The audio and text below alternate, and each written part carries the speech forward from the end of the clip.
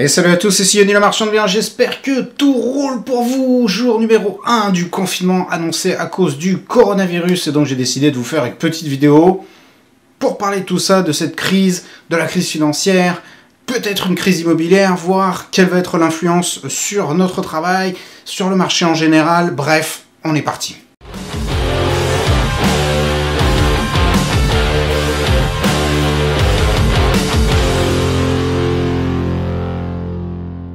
Donc dans cette vidéo, je voudrais vous parler des incidences éventuelles de cette crise sur l'immobilier, sur le marché en général, sur le business, qu'est-ce qui va bien pouvoir se passer.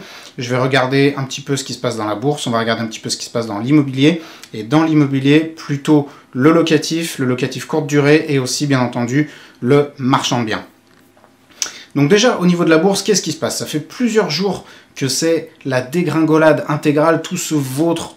Tout le monde veut vendre, personne ne veut acheter, ça se casse la gueule. En même temps, c'était prévisible, on savait, enfin, beaucoup pensaient que ça arriverait en 2019, c'est pas arrivé en 2019. Donc c'est arrivé en 2020 qu'une chute spectaculaire allait se produire parce que tous les indices étaient hyper surévalués, que les actions étaient survendues et il fallait quelque chose pour crever l'abcès. Donc là, c'est le coronavirus qui a servi un petit peu de déclencheur. Cette crise, a priori, selon tous les analystes, devait arriver. Donc elle est là, on est en plein dedans. Au niveau de la bourse, donc, ce qui se passe, c'est que tout se casse la gueule. Donc, tout le monde vend, personne ne veut acheter, et les indices plongent, et les valeurs des actions plongent complètement. Donc, en la matière, comme je l'ai dit sur dans un post sur Facebook, les crises financières, les crises boursières, ce sont les soldes pour ceux qui savent compter. Parce que le problème de la plupart des gens, pourquoi ils perdent de l'argent dans ces situations, c'est parce qu'ils vendent quand ça baisse. Or, quand c'est les soldes dans les magasins, les gens se ruent pour acheter. Et à la bourse, ils ont une espèce de phénomène émotionnel complètement inversé.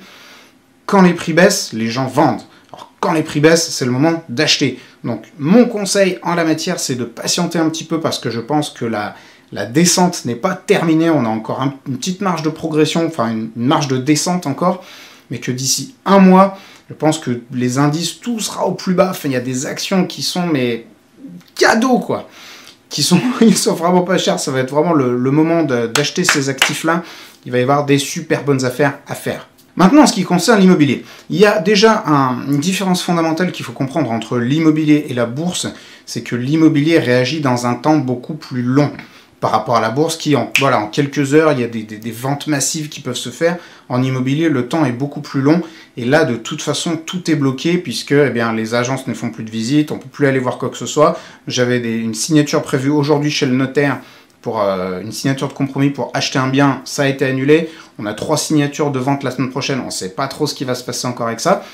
Donc ça va réagir sur un temps beaucoup plus long. Ce qui va se passer, c'est que pour l'instant, ce qui est certain en termes d'immobilier, c'est que ça va beaucoup ralentir. Ça, on peut en être sûr. Maintenant, je voudrais parler d'immobilier locatif professionnel. Alors moi, par exemple, j'ai de l'immobilier locatif, je loue à des professionnels. Et là, c'est un petit peu le bordel parce qu'on ne sait pas trop ce qui va se passer. Macron a annoncé que les PME qui allaient se trouver en difficulté, elles allaient pouvoir faire des reports ou des annulations. On ne sait pas trop dans quelles conditions. Bref, moi je sais qu'en tout cas, le loyer du mois d'avril, je risque peut-être de devoir m'asseoir dessus. Donc ça, c'est vraiment pas cool. Alors, à voir après avec les banques si elles acceptent de faire des reports de mensualité. C'est quelque chose que je vais voir par exemple avec la banque, voir en lui disant, écoutez, là je vais pas être payé, donc est-ce que vous pouvez me faire un petit report de mensualité sur le crédit le mois prochain. Ça, ce sera à voir. En tout cas, pour l'immobilier locatif professionnel, je pense que dans les mois qui viennent, si cette crise s'installe, ça risque d'être très compliqué parce que, outre les loyers qui vont pas être payés le mois prochain, il y a clairement plein de petites entreprises qui, à mon avis, ne vont pas réussir à survivre à la crise. Ça va être un peu le bordel pendant au moins 6 mois, 1 an. Il y a pas mal de petites entreprises, de petits restaurateurs qui vont mettre la clé sous la porte, malheureusement. Et donc, pour l'immobilier locatif professionnel, ça risque d'être un petit peu compliqué dans la mesure où je pense qu'il va y avoir pas mal de locaux commerciaux qui vont rester vacants pendant un bon moment. Ceci étant dit, ça peut peut-être également être le moment de se positionner plutôt à l'achat, parce que là, il va y en avoir plein qui vont se vider, les prix vont peut-être baisser. En ce qui concerne la location courte durée, donc là, la location courte durée, clairement, c'est mort. J'ai un appart qui est en location courte durée, bien entendu, c'est vide, il n'y a rien qui se passe. J'ai d'autres personnes que je connais qui ont des appartements en courte durée, toutes les réservations ont été annulées, tout le monde reste chez soi, c'est un bordel pas possible. Mais là, ça met le doigt quand même sur une problématique en termes de location courte durée pour les personnes qui ont fait des achats un petit peu chers en se disant qu'elles allaient sortir une rentabilité supérieure en faisant de la location saisonnière. C'est que là, ça montre quand même ses limites et que j'espère pour ces personnes qu'elles ont laissé de la trésorerie de côté pour pouvoir assurer justement cette période de crise. Ça me fait penser qu'on entend beaucoup de personnes qui disent sur le web « Ouais, vous pouvez vivre avec le cash flow et quitter votre emploi, etc. » Le cash flow, à mon avis, c'est quand même mieux de le mettre de côté pour pouvoir justement se préparer à des moments de crise comme celui qu'on est en train de vivre. Donc je pense que les investisseurs qui sont sages auront utilisé le cash flow pour le mettre de côté. Là, ils vont pas trop se retrouver en défaut de paiement. Pour les autres, ça risque d'être un petit peu plus compliqué. Mais en tout cas, ça montre aussi les limites du modèle d'investissement qui se base uniquement sur la location courte durée. La question qui se pose donc, c'est est-ce que la crise qui est en train de se dessiner, qui à mon avis va s'installer pendant au moins 3 ou 6 mois, est-ce qu'elle va avoir une influence réelle sur les prix de l'immobilier? Alors encore une fois, c'est assez difficile à dire puisque l'immobilier et l'évolution des prix de l'immobilier s'inscrivent sur un temps beaucoup plus long que d'autres phénomènes comme la bourse. Donc, je pense que dans l'immobilier commercial, on devrait assister à une baisse à l'été, voire à l'automne 2020. Les prix de l'immobilier commercial risquent de baisser sensiblement, mais pas non plus du délire. Ensuite, ce qu'il faut comprendre, c'est que les prix ces derniers temps de l'immobilier en France ont vraiment surchauffé, surtout dans les grandes métropoles. C'est absolument de la folie, surtout par rapport au niveau de revenus moyens des gens. Mais le fait est que les hausses de l'immobilier en France, elles ne sont pas de nature spéculative. Ce pas des gens qui viennent, qui achètent des projets, et puis il y a plein d'immeubles vides. Non, le problème, c'est qu'il y a une demande réelle qui n'est pas satisfaite par la construction. Donc, il y a clairement une demande qui est supérieure à l'offre. Et même si on assiste à un ralentissement dans les prochains mois, je ne pense pas qu'il va y avoir de baisse sensible de l'immobilier, à moins que cette crise actuelle ne se transforme en crise économique grave, auquel cas il va y avoir des grosses pertes de pouvoir d'achat. Et forcément, les gens vont avoir une possibilité moindre de se loger, ce qui va faire baisser la demande et donc ce qui va faire baisser les prix également. Alors ce qu'il faut comprendre, c'est qu'il y a globalement plusieurs types de crises. Il y a la crise financière, donc là on est dedans, puisque les valeurs financières se sont vautrées. Il y a la crise économique, où là, c'est quand on a clairement affaire à un ralentissement de l'économie, et c'est annoncé, on va se payer une récession, sans doute pour ce trimestre-là, pour le trimestre qui vient, pour le 3e trimestre, encore difficile à dire. Et après, s'il y a une crise économique, et bien là, ça peut avoir une influence sur les prix de l'immobilier.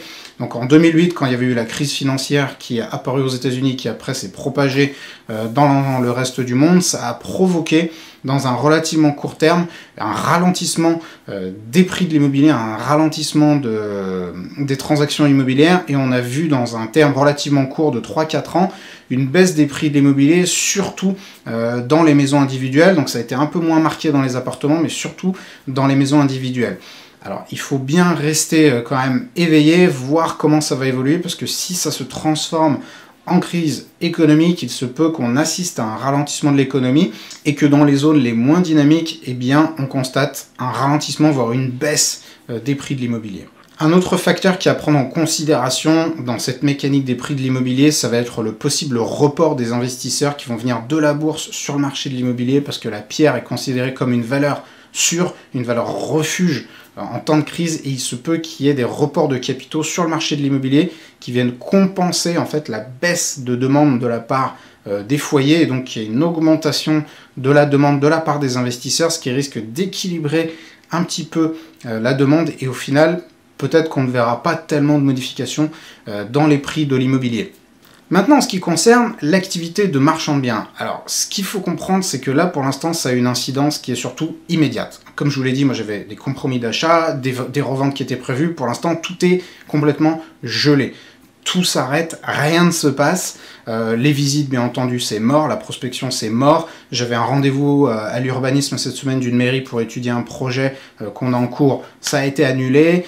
Ils prennent plus d'avant-projet. En plus, avec les municipales, c'était déjà le merdier. Alors là, c'est vraiment le merdier intégral. Le 2e tour va être reporté. Ça va être vraiment compliqué, surtout voilà, dans les 2-3 mois qui viennent, à mon avis, ça va être le flou intégral et les mairies vont être complètement aux fraises.